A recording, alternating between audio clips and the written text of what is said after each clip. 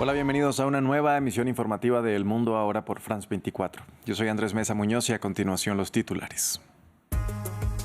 Los muertos por el terremoto de magnitud 7,7 en Myanmar ya son más de 1.600 según las autoridades locales, que también reportan al menos 2.900 edificios dañados, mientras que en la vecina Tailandia al menos 10 personas fallecieron, pero hay decenas de desaparecidos. Al menos 21 muertos dejaron los ataques israelíes en Gaza en la última jornada.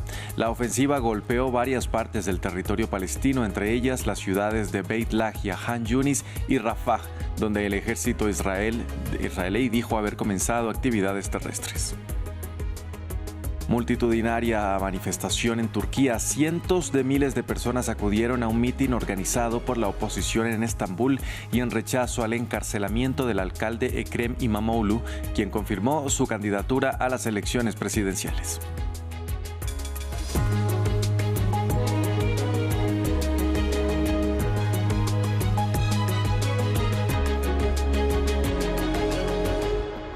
Vamos a empezar en el sudeste asiático. Los muertos en Myanmar por el terremoto de magnitud 7,7 que sacudió el país este viernes ya son más de 1.600, según reportaron las autoridades, que agregaron que unos 2.900 edificios resultaron afectados. De otro lado, el principal movimiento de resistencia de Myanmar anunció un alto el fuego parcial para facilitar los esfuerzos de rescate tras el terremoto.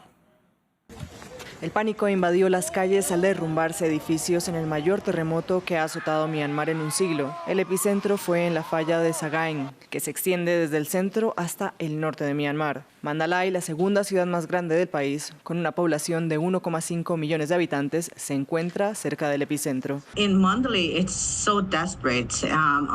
Mandalay la situación es desesperante. Está a solo 19 kilómetros del epicentro y los daños a la infraestructura, los edificios, las carreteras agrietadas, la torre del aeropuerto se derrumbaron. Nunca había visto algo así en mi vida. La destrucción es particularmente grave debido a los métodos de construcción deficientes. La mayoría de la población vive en edificios de madera y mampostería. Los daños causados por el sismo se vieron agravados por el caos de la guerra civil en curso en el país. Ya antes de este terremoto, más de 19 millones de personas, un tercio del país, necesitaban asistencia humanitaria. 15 millones padecían hambre extrema y otros 3,5 millones ya estaban desplazados. Haber sido azotados por un terremoto de esta magnitud realmente llevará a la población al límite. Por eso es esencial que la comunidad internacional intervenga para brindar apoyo. En 2021, la junta militar liderada por el general Min Aung Hlaing tomó el control del país mediante un golpe de Estado. Las protestas contra la junta se convirtieron rápidamente en una sangrienta rebelión armada. Años de combates han desplazado a más de 3,5 millones de personas.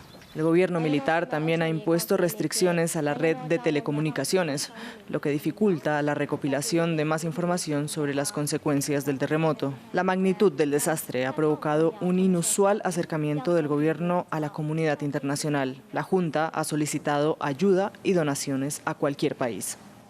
En la vecina Tailandia, la situación ha vuelto a la normalidad, según afirmó la primera ministra del país. Allí se cuentan al menos 10 muertos y tan solo en Bangkok siguen buscando a decenas de trabajadores atrapados bajo los escombros de un rascacielos que estaba en construcción.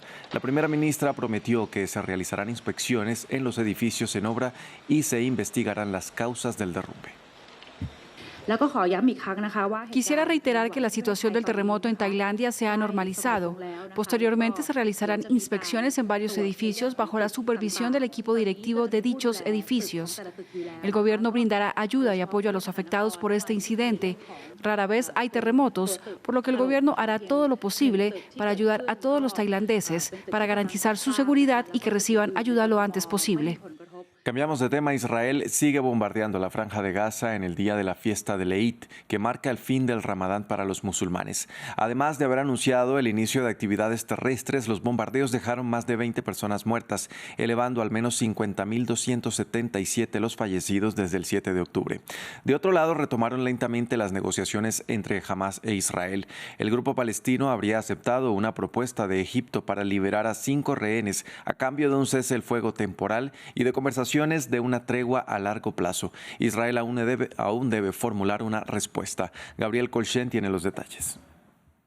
En Han Yunis, gazatíes lloraban sus seres queridos este sábado. El ejército israelí bombardeó el sur y oeste de la ciudad del enclave. Incluso alcanzó tiendas de campañas de desplazados del campo de Al-Mawasi, supuesta zona humanitaria del enclave. Lanzaron 2 cohetes hacia su tienda, a él, a mi hermana, su marido y sus hijos, y no explotaron. Comenzaron a correr en la calle, un dron voló detrás de él y le disparó. Luego fue asesinado. Se acaban de casar la semana pasada. Tiene una maestría y un doctorado en informática. No está conectado con Hamas o Fatah. Es solo un trabajador, un hombre educado. También se produjeron bombardeos contra el norte del enclave en Beit Lahia, donde, según la agencia Wafa, murieron al menos 6 palestinos, incluidas 3 mujeres.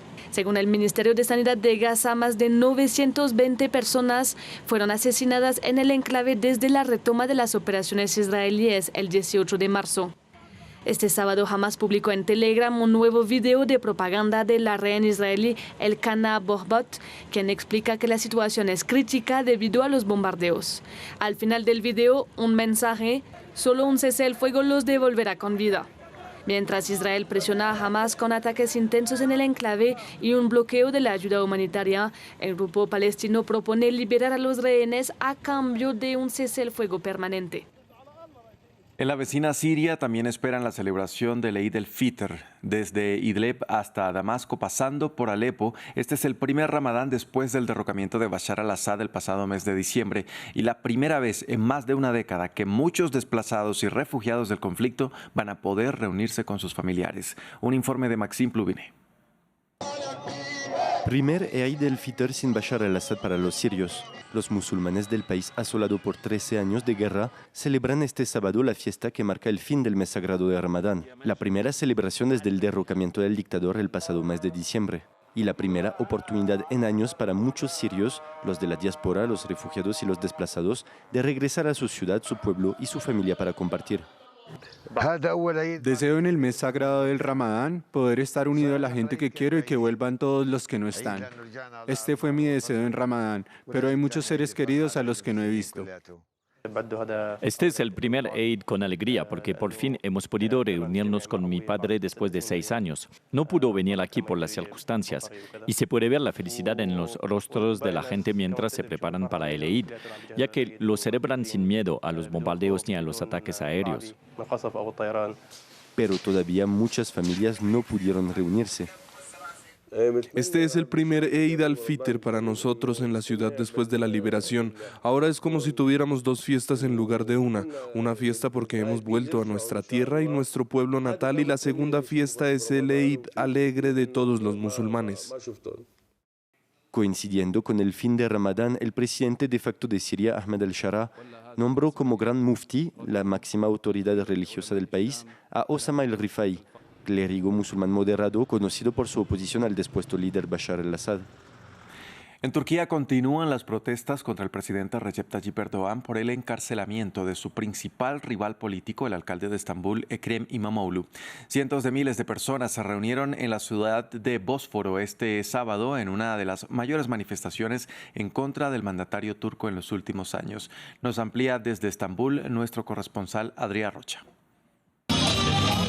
Cientos de miles de personas se han reunido este sábado en lo que es la gran manifestación en Turquía, en esta ola de protestas que vive el país después de que el miércoles de la semana pasada fuese detenido en su propia casa el ahora exalcalde de Estambul, Ekrem İmamoğlu. En esta manifestación, de hecho, se ha emitido un mensaje desde el propio İmamoğlu, desde la cárcel, en el que ha hablado no ya como alcalde de la gran metrópolis turca, sino como candidato oficial del principal partido de la oposición, el Partido Republicano del Pueblo, a la presidencia de Turquía, algo que es probablemente ilegal después de que tanto el alcalde haya sido detenido, encarcelado, y como también haya visto como sus posibilidades de poder presentarse legalmente a las próximas elecciones han sido completamente destruidas por parte del gobierno del presidente turco Recep Tayyip Erdoğan. İmamoğlu ha hablado en un mensaje publicado hace unos minutos en esta manifestación y ha asegurado que esto no le va a parar, que va a continuar luchando y que va a ser el próximo, ha dicho, presidente de Turquía, un país, ha dicho el propio İmamoğlu, Emmanuel en su mensaje,